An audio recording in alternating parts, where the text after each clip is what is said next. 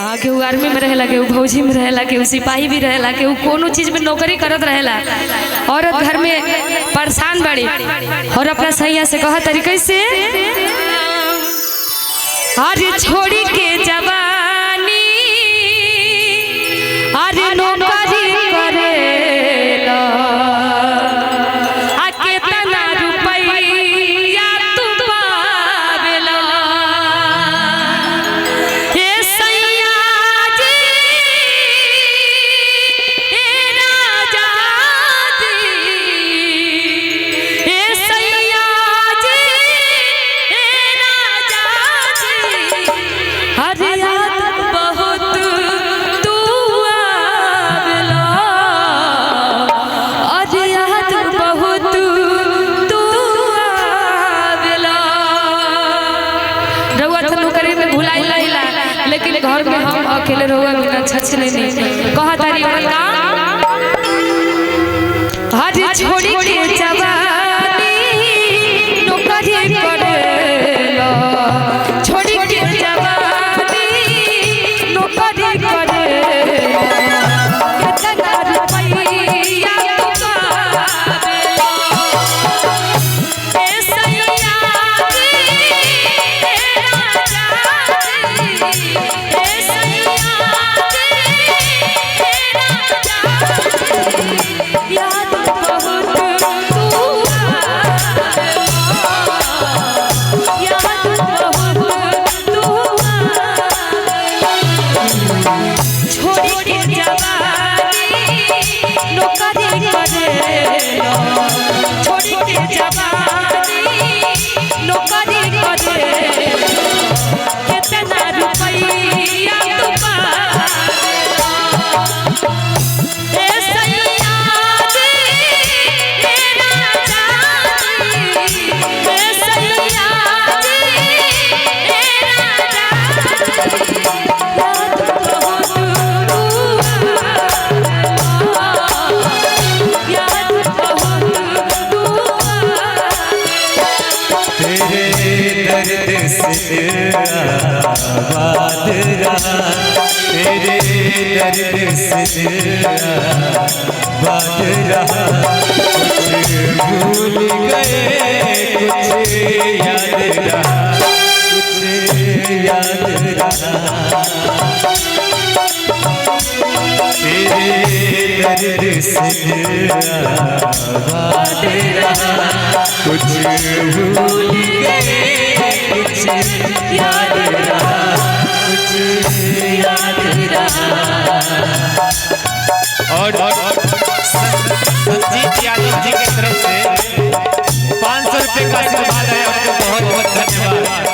फिर ध्यान दे ले रहिएगा। और का तरीका आगे फुर्सत न मिले तोके लिखे के पातिया ड्यूटी से आवे लता भइले लटिया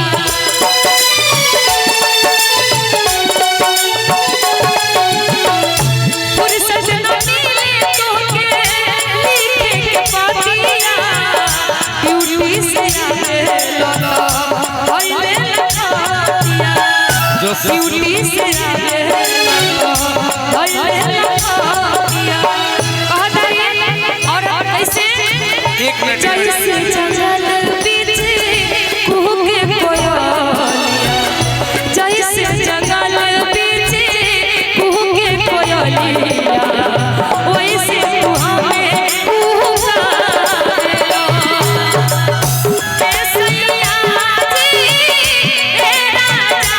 जी हे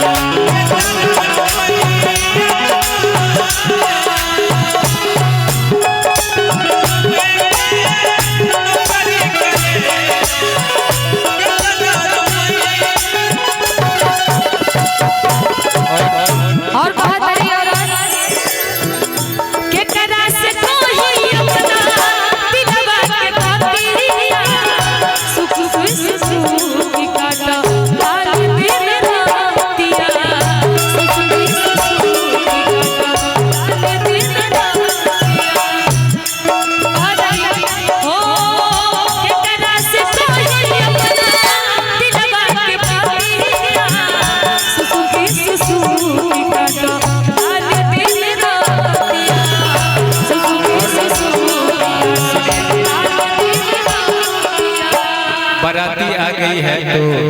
तो सराती भाई से अनुरोध है कि उनके लिए जगह छोड़ दे, उनको बैठने दे। उनको बैठने का जगह दे दीजिए। आप लोग इधर एक साइड हो जाइए और बाराती लोगों को बैठने का जगह दीजिए। और बहुत